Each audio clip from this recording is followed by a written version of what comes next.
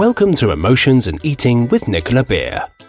Nicola controlled her feelings using food for 25 years, so she knows how draining it is to be constantly thinking about or acting out with food. Thankfully, having made an amazing breakthrough in her recovery, her mission became about helping others escape the unsatisfying cycle of frustration and self-medication with food. Nicola is determined to help you find your inner strength so you can be healthy, gain confidence, feel great, and be at peace with yourself and food. Hi and welcome, this is Nicola-beer and thank you so much for being here. I'm so happy you're here to the first episode of Emotional Eating, where I'm going to be sharing with you today basically that you are not alone. Did you know that emotional eating is the highest cause of obesity in our society today? Emotional restricting, and by that I mean excessive dieting, excessive starving, excessive exercise, being sick, taking laxatives, causes so many illnesses. So I want you to know that you are not alone. You may be here because you're sick and tired of feeling sick and tired. You may be here because you feel that you're never going to have peace with food. You may be here because you want to control your emotional eating. You may be here because you want to lose weight, or you want to gain weight, or because you're tired of fighting that inner battle between your head and your stomach, or sometimes that inner battle between one part of our mind and the other part.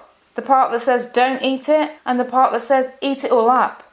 The part that says starve yourself, the part that says eat sensibly. The part that says be sick, and the part that says don't be sick. And I want you to know that you are not crazy and you are definitely not alone. Because there are a lot of people out there suffering, and I've created this podcast to help people. And I know this because I have been in that same place. In fact, I was there for 25 years. So when I tell you that I know what it feels like, I actually do. I suffered because I didn't know how to eat sensibly or normally. I was either dieting or overeating, compulsive eating, starving myself, excessively exercising myself into the ground, or making myself sick after eating. It was lonely, limiting and life-threatening to live like this, and all the advice people gave me did not help. Treatments did not clear it, and it certainly did not help to get more information on food and to analyse and think about it more. You see, my low self-esteem and food obsession began as early as I can remember. My mother was always shouting and screaming at me and my brothers and sisters. She suffered from mental breakdowns and was both verbally and physically abusive to us. She would always be calling me names like ugly, thick as two short planks, a lazy bitch. My mother would often recite a nursery rhyme to me, which ended with her telling me how horrid I was. I'm not sure if you've heard of it. It goes, there was a little girl who had a curl right in the middle of her forehead. And when she was good, she was very, very good. And when she was bad, she was horrid. And that's what my mum used to say to me, that I was horrid. And as a child, I believed it. Because as children, we tend to believe whatever we're told. We believe in Santa Claus. We believe in the tooth fairy. So I believed this. So at times I wished that I could disappear. The unbearable verbal torment on a daily basis wore me down and made me feel unloved and unlovable. It was around this time that I started to use food to cope with my emotions. Sometimes I'd stop eating for attention, or if I felt too stressed, I couldn't eat because I couldn't relax. And then other times, to punish myself, I wouldn't eat. Other days I'd want to stuff myself stupid, to escape the misery of not feeling anything at all. The thing is, eating gave me that instant buzz of sugar and escapism. When I took that bite at that moment, all I thought about was food. I didn't think about my problems, the stress I felt, my mum, my low self-esteem. I just thought about, doesn't this taste good? And then once I'd finished it, what can I eat next? Perhaps you can relate. From here, my weight would go up and down. At 14, I was introduced to laxatives and vomiting as a way to maintain weight. This just gave me an even more distorted body image of myself. And due to puberty at the same time, I was convinced I was fat, when actually I was mildly chubby. Throughout my teens and childhood, food controlling and controlling my body became a mental obsession. And this progressed into my 20s as well. I would either be stuffing or starving myself. If I ate more than I wanted to eat, which I always did because I was eating so much all the time and my eating was always out of control, I'd either be sick or make a pact with myself to not eat the next day. So for days and days and days in my adulthood, I would only eat in the evenings. I would starve myself all day so I could binge at night and compulsively eat as well. So there's binging, which is binging everything in 2 hours, and then there's compulsive eating, which, as I understand it and how it was for me, is when you start eating, you basically don't stop until you sleep. That's how my eating was. So I tried to delay eating for the longest possible time I could. I was so far from love, it was unreal. I hated every single thing about myself. The way I ate, how I looked. I disgusted myself, and yet I could not seem to break free. It got to a point where it didn't even matter what I ate. I would make myself feel guilty and replay what food I'd eaten each day, repeating to myself, "You've eaten this, you've eaten that." Literally, I would tell myself again and again everything I'd eaten that day. It was exhausting. I think deep down, all I wanted was to be loved and accepted and to feel loved and feel beautiful. But I didn't realise that at the time. And I certainly didn't feel anywhere close to it. In university, I felt horrible compared to my slim friends, who were all pretty and petite. And needless to say, when I went to university, my comfort and binge eating continued. Throughout this period of my life, my battle around food would increase more around the parts of my life where I was going through a harder time. I think one of the really defining moments of this 25-year battle came from one night while me and my friend were getting ready to go out. My friend, and this was at university, was someone who liked to take 3 hours to get ready. She loved getting ready. She loved to sit in the front of the mirror, have a really long bath, then do her moisturiser, do her fake tan, pluck her eyebrows, do her hair. She had a massive routine. And for me, this was misery. 3 hours of looking at yourself in the mirror, 3 hours to get ready. It was awful. Anyway, I went over to her house to get ready, and she suggested that we go on a diet together, that we diet until the Easter break. I'm sure she had all the best intentions, but all I heard from her was, "You are disgusting, you are not acceptable as you are, and if you want to be my friend, you need to look different." For the next 4 months, I lost weight, so dramatically, going down to 40 kg. And it was then that I became obsessed with how much I had eaten.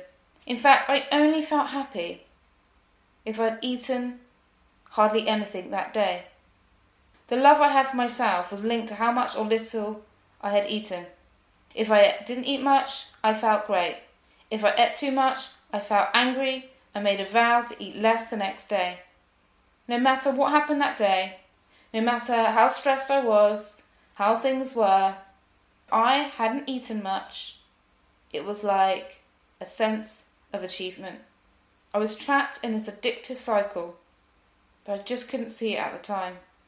When I went back to university after that summer, after the huge drop in weight, I suddenly felt like people were noticing me and wanted to be around me. On the one hand, I felt great, and on the other, I felt even worse because it felt like now people wanted to be interested in me. Now that I was thin, now that I fitted in with the slim girls in my university. Experiencing this shallowness was alarming. I imagined that I would be so much happier once I lost the weight. and wanted to show off my new shape. But I landed up feeling exactly the opposite. I wanted to hide, and I wanted to hide my body. There were also people who barely knew me, but appeared concerned. All they kept saying was the same thing. They told me, "You need to keep everything the same. Don't lose any more weight. You look good, but just don't lose any more. Stay the same, don't lose any more," seemed to be everyone's mantra. And this put me into a state of panic, that I had to stay the same, that I looked good and I shouldn't put on any weight or I shouldn't lose any weight. Really, I think it was their polite way now, looking back, of saying, "Don't lose any more weight, you look a bit ill." But at the time, I thought, right, I've got to stay the same. And it wasn't just one person saying this, it was literally over 20 different people. And even my family as well, and my close friends, were telling me, "Don't lose any more weight, just stay the same." So this state of panic lasted for over 10 years. I became an anorexic bulimic, scared of food and eating, with bursts of binging in between. I treated my body harshly. It had to be perfect, and how I wanted it to be. Otherwise, I'd be mad. It had become a mental obsession, and I no longer saw food as energy, but more as an enemy that had to be planned, controlled, and ordered. Whenever I tried to eat different foods and relax my food rules, the worry and guilt plagued me. So it became easier just to eat rigidly what my mind told me I could or not eat that day. I was ruled by my mind. You see, if I said to myself, "Okay, you can eat a chocolate bar," my mind would then convince me, "No, you can't eat a chocolate bar." And if I did eat something, let's say someone gave me a chocolate bar or half a chocolate bar or a chocolate, and I ate it, my mind would be replaying it and replaying it. So it was so much easier for me not to break my rules. And there was a never-ending battle going on in my body. It was like a war zone between my body's desire for nutrition, my body's hunger, and what my mind dictated. And my mind always seemed to win. No matter how hard I tried to break away obsessing about food, I'd fail. I'd either end up binging for days or for weeks at a time, and often end up being sick, or exercising myself into the ground to get rid of the calories. I suffered with these feelings for what felt like a lifetime. It was a long time. And if you're suffering in the same way, I want to tell you that you don't need to be any longer. It's not your fault. However, it is our responsibility to change. And I'll talk about why it's not our fault later on in the coming episodes. But what I really want you to know is that you don't have to live like this, not anymore. So I'm so happy that you're here, because I know what it's like, and a lot of people don't talk about emotional eating. A lot of information out there is focused on diets, detoxes, food nutrition, and very little is about how to cope with the emotions, how to break the cycle of any pattern with eating. Now, you may have not been made yourself sick. You may not have had the mind games as badly as I had, or maybe you haven't had any mind games. But if you think about food a lot and that bothers you, you're in the right place.